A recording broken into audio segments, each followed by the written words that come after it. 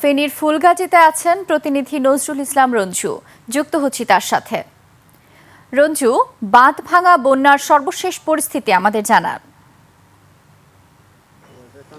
যে নির্জন আপনি যেমনটি বলছিলেন, আমি এই মুহূর্তে আছি ফেনীর ফুলগাজীর বণিকপাড়া এলাকায়। এখানে গতকালকে যে ফেনীর সিলোনিয়া ও মোহরী নদীতে দুটি বাঁধ ভেঙে 5টি গ্রাম প্লাবিত হয়েছে, ওই 5টি গ্রামের পানি নামতে শুরু করেছে।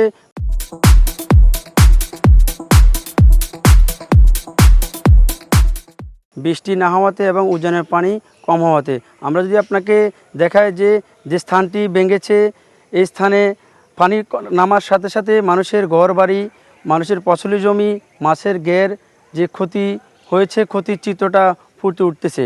আপনি দেখতে পাচ্ছেন নদী দিয়ে গতকালকেও প্রায় 15 ফুট উপর দিয়ে পানি প্রবাহিত হয়েছিল। আজকে পানি কমার পর পানির স্বাভাবিক গতি রয়েছে। এখানকার মানুষের যে জুন জুলাই আসলেই তারা আতঙ্কে থাকে যে কখন হঠাৎ করে বন্যা এসে তাদের ঘরবাড়ি ভেঙে ফেলে। তাদের একটাই দাবি সরকারের কাছে যে এখানে যেন একটি টেকসই বেড়িবাঁধ নির্মাণ করা হয়, তাহলে তারা যে প্রতি বছর ক্ষতির সম্মুখীন হয় এই ক্ষতি থেকে তারা রক্ষা পাবে।